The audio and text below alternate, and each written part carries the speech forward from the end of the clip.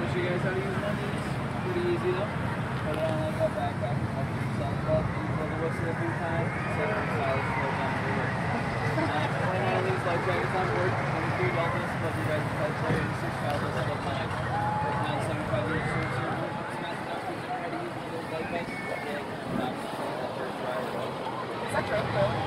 Wow. Now with that, guys, can I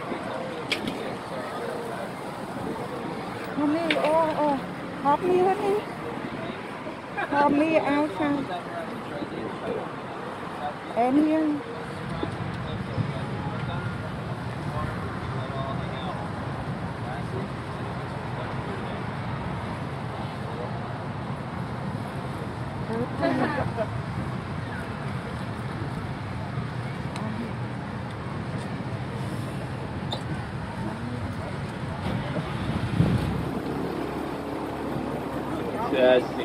Test. Everybody hear me okay? Yeah. All right.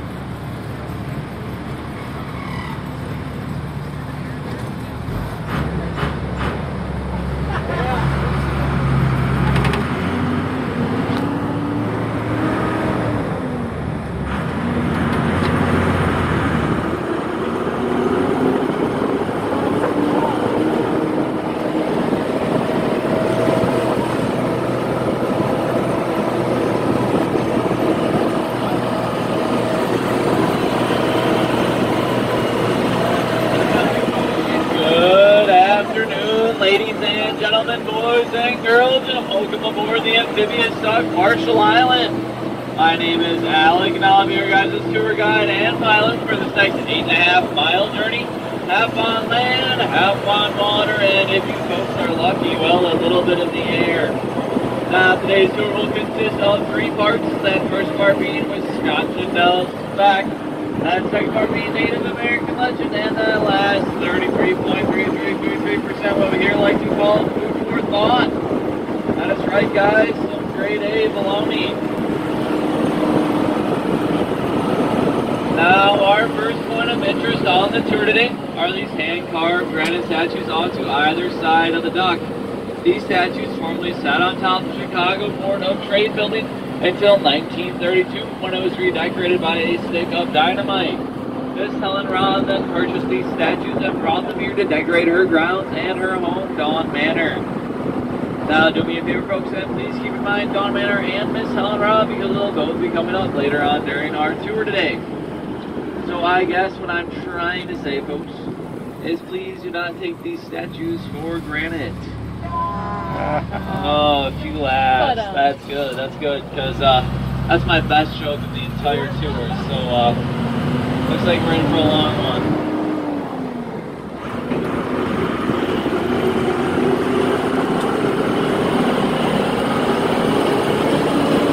Now, a little bit more about the duck you're riding on today. Marshall Island here was manufactured back in 1942 by the GM Company in Pontiac, Michigan for a cost of $10,000.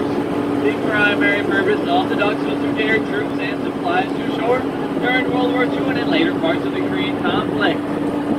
This bad girl here weighs in at 7.5 tons, 8 feet 2 inches wide, 9 feet tall, 32 feet long, and can reach speeds of 5 to 6 knots on water, 45 to 50 miles per hour on land. But just the other day, I got her going 200 miles per hour right off the edge of this cliff.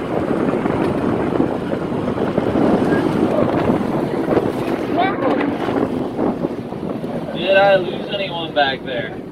I'll stop up ahead here and take a quick head count.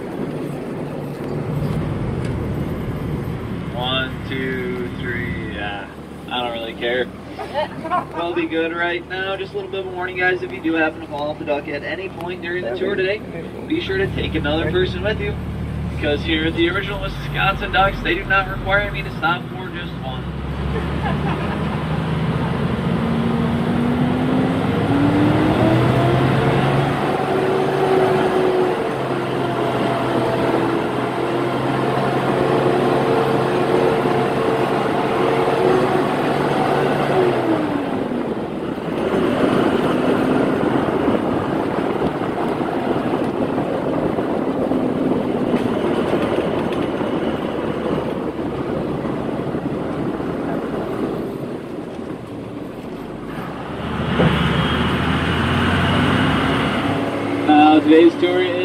scenic one, so there is a very high chance we'll be encountering some wildlife. However, on the rare chance that we don't, well, I'll just take my mic, hand it to this nice guy sitting right behind me here, and he'll just tell us all about his wildlife.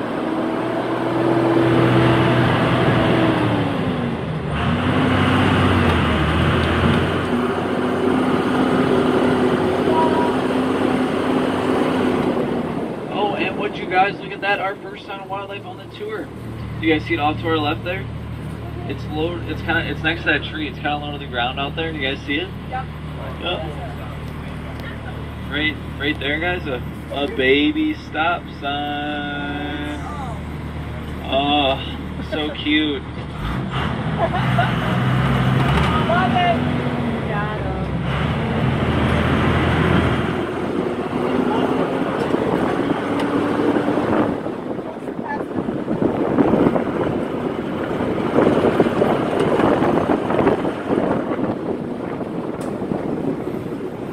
They grow up so fast.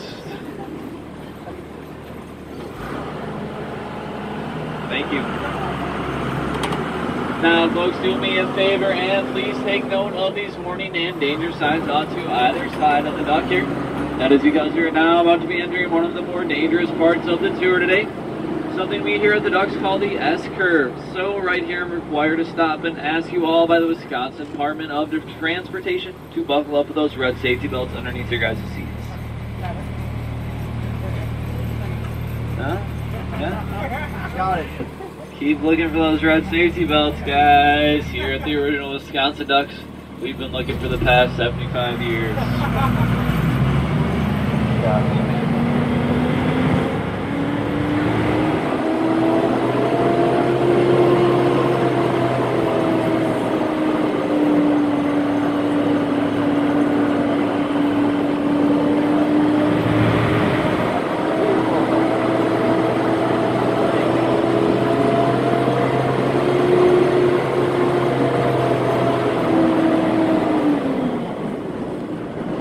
Just like that, folks, we have now descended into the beautiful Ferndale. Now, I'm sure you guys may feel a slight temperature drop down here in Ferndale, besides the rain. And it's actually for two reasons. One, the trees above us here act as a natural canopy blocking out the sunlight. And two, these rock cliffs off to either side of the duct act as natural air conditioners taking in the moisture. At any given time down here in Ferndale, it can be between 5 to 10 degrees cooler than anywhere else in the Dells. So I guess that makes you folks some of the coolest people in the Wisconsin Dells. Alright, get ready, guys.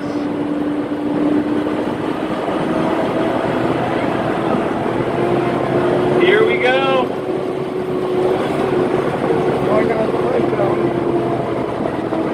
To stop and look for traffic. Oh, beautiful. Looking pretty clear, right?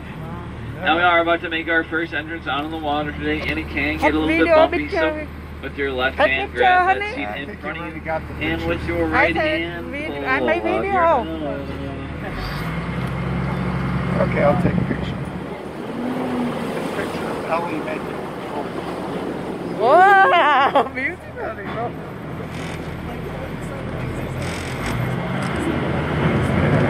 Now guys, I have just disengaged the wheels, so if you look off to either side of the dock back there, you can see them slowly sinking to the bottom of the river.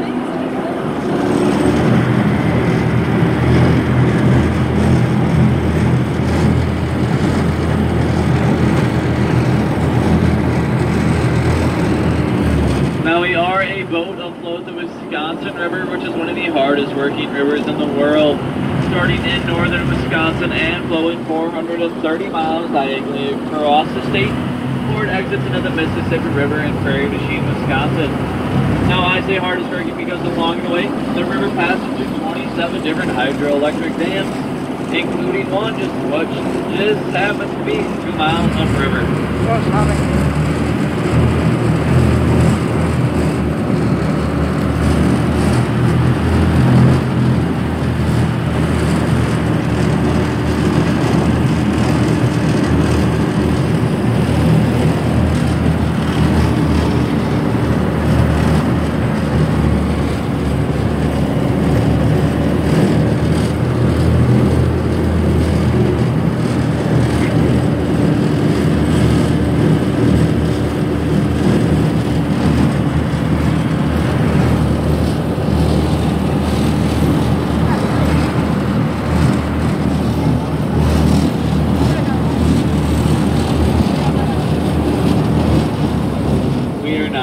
up on our first rock formation of the tour today.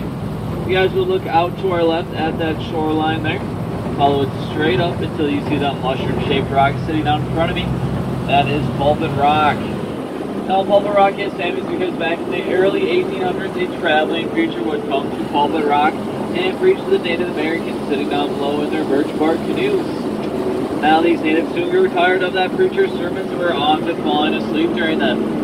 He knew he needed to spice things up a bit, so he went into town and bought a grand piano. It worked, and they were jamming out here so hard they didn't notice a thunderstorm come through.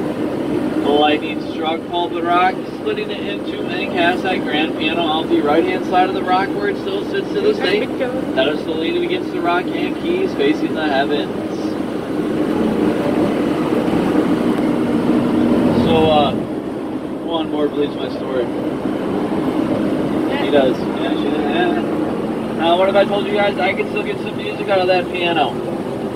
Maybe some hard rock or some Rolling Stone?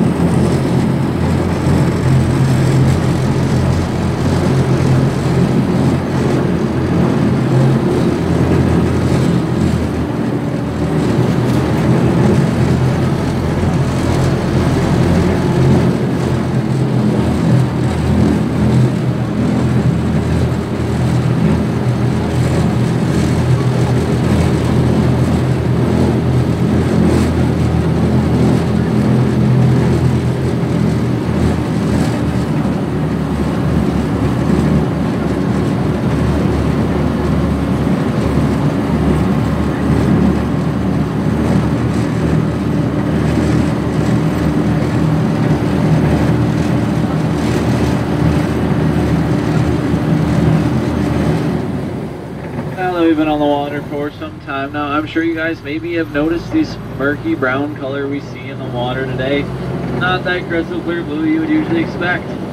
Well, it is actually due to something called tannic acid, not pollution. In northern Wisconsin, the river flows through a series of tamarack swamps, and inside these tamarack swamps are tamarack trees that secrete this tannic acid into the water, giving it this brown color we see here today. Now, tannic acid, you guys may be thinking